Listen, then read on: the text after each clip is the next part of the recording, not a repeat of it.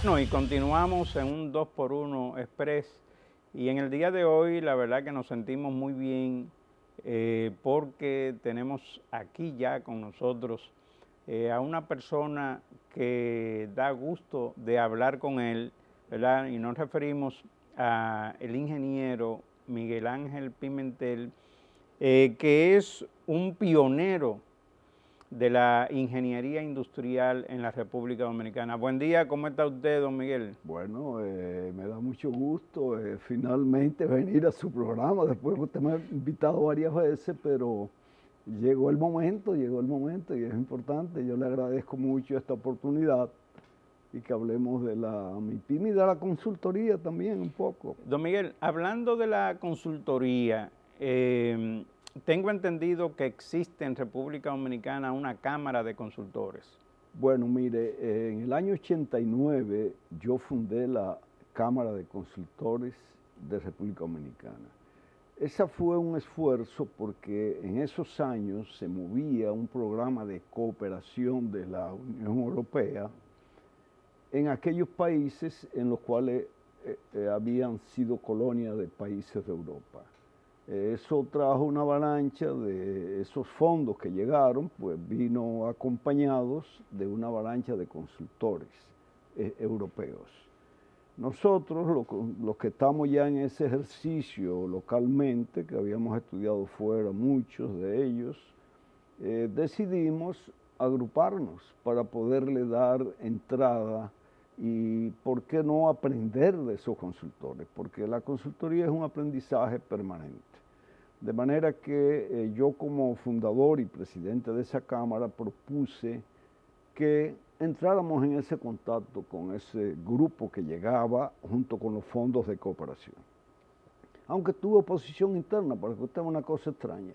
Muchos de los consultores que estaban en la Cámara decían, no, pero si ese fondo de cooperación viene, ¿por qué tenemos nosotros entonces que cederle el espacio a los extranjeros? Y todavía continúa la cámara. O sea, la Cámara yo la acabo de rehabilitar porque la presidí yo 2 periodos, vino Espaillananita, una figura nacional de la ingeniería, la presidió de segundo, después vino el ingeniero Carpio, pero se fue apagando la Cámara. Yo ahora, ya en mi retiro prácticamente, he rehabilitado la Cámara, pero le quité, fíjese que antes se llamaba Cámara Dominicana de Consultores. Quité el nombre dominicano porque estamos aquí ya conviviendo con muchas multinacionales de la consultoría. Aquí hay consultoras en todos los campos que vienen del exterior, aprovechando el desarrollo que está teniendo el país. En Europa, yo he observado que hay muchas personas que ya están en retiro, sí, pero sin embargo son muy vastos en el conocimiento. En la experiencia. Y en la experiencia. Sin embargo, allá se utilizan esas personas para orientar en la consultoría, porque, por ejemplo, usted dice que está en retiro, pero usted todavía es un hombre joven que tiene mucho que aportar a República Dominicana.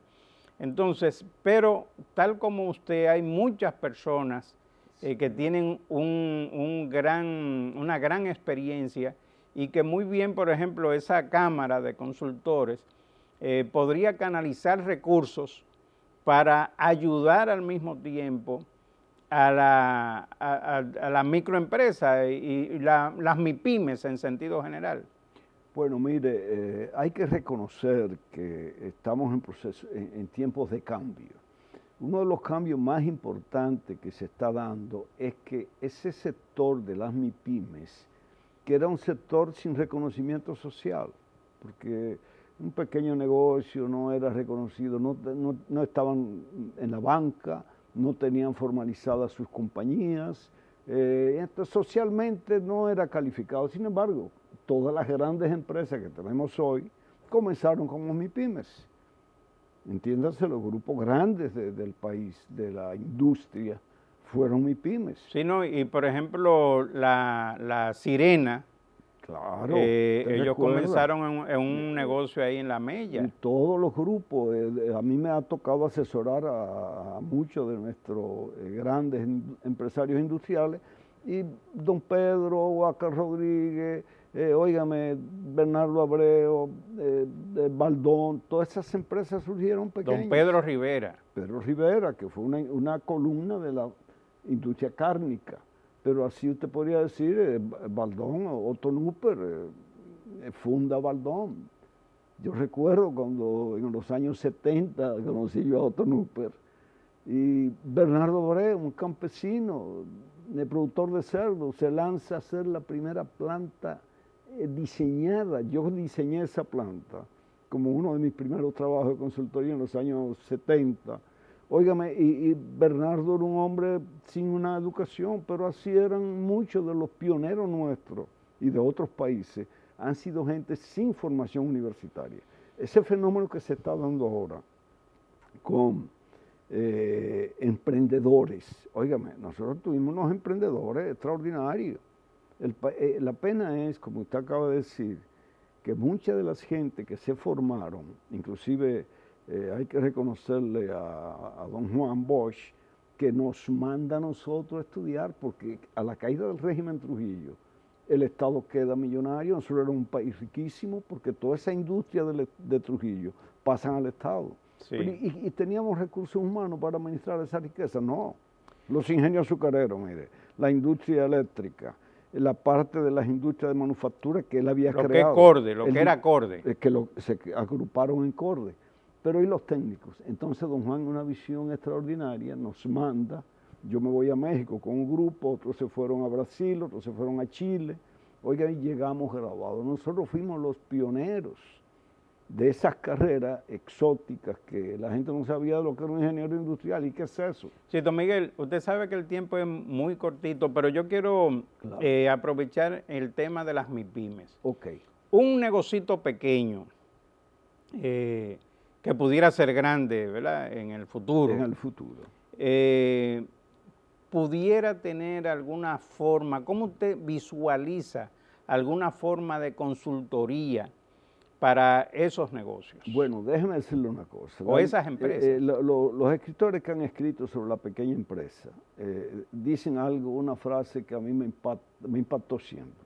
La empresa pequeña tiene los mismos problemas que la empresa grande, excepto que la grande tiene muchos recursos para resolver sus problemas. Ahí es que está el centro de la situación. Entonces el empresario pequeño tiene problemas de comercializar su producto, tiene problemas de administrarse financieramente de una forma organizada, tiene problemas para operar con eficiencia y productividad. Y el mercadeo. Los mismos problemas. Pero ¿qué pasa? Hay que reconocer que ese sector lo hemos despreciado. Ahora, por suerte, mire que el ministerio que era antes de Industria, ahora el ministerio MIPYME e Industria. Antes, un presidente hablando de los pequeños, óigame, se le está dando un énfasis a las MIPYME que tenemos que aprovecharlo. Y nosotros los consultores, podemos dividir la consultoría en tres aspectos. El consultor individual, el que es un empresario de la consultoría y el que es un consultor internacional que viene cuando hay un proyecto. De manera que hay que entender que la pequeña empresa tiene acceso a consultores, puede tenerlo. Nosotros mismos, que yo diría que hasta una responsabilidad social tenemos, de ayudar a ese sector, del tamaño del sapo y la pedrada. Nosotros no podemos cobrarle, óigame, a una pequeña empresa lo que le vamos a cobrar a una mediana o a una grande. Pero evidentemente se manejan tarifas y se puede tener acceso a un consultor, aún usted siendo una pequeña empresa. Vamos a decir como una mesa, pudiera haber una mesa de consultoría. Por ejemplo, yo me recuerdo con Manuel Lara. Claro, fundador conmigo de Ingeniería y Productividad. Sí, Manuel es una figura de la consultoría. Tremenda persona. Manuel Lara, ¿verdad?, que es una lumbrera también de la consultoría, que tiene que aportarle mucho a este país. junto con usted y grandes consultores que hay aquí en nuestro país, nosotros tenemos que sacarle provecho a, a ese conocimiento, a esa experiencia que tienen todos y cada uno de ustedes.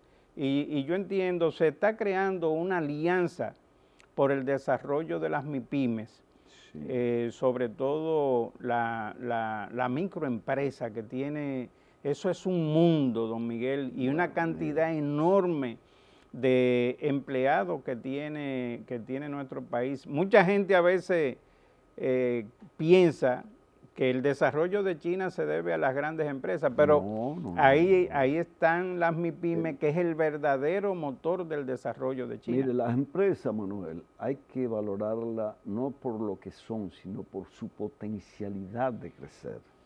Entonces, óigame, si usted agarra desde la San Martín a la Nicolás de Obando, y usted se mueve desde la Máximo Gómez hasta la Yolanda Guzmán, ese cuadro, usted sabe que usted llega con un vehículo, con un problema, y aparecen, óigame, y le resuelven el problema. El dominicano tiene, óigame, yo que me ha tocado trabajar en Colombia, en México, en Venezuela, en Puerto Rico, el dominicano es extremadamente creativo e inteligente. Un aprendizaje con facilidad. Pero hay que entender que las universidades nuestras se focalizaron a formar carreras universitarias. Tener un título universitario es un título de nobleza en el país. Entonces, ahora las carreras cortas, la que está haciendo Infotep, yo pienso que ahí está la masa que tenemos que formar de técnicos medios, porque antes un técnico medio era descalificado. No, tú tienes que ser ingeniero. Los padres le decían al hijo, ¿cómo tú vas a estudiar mecánica o electricidad?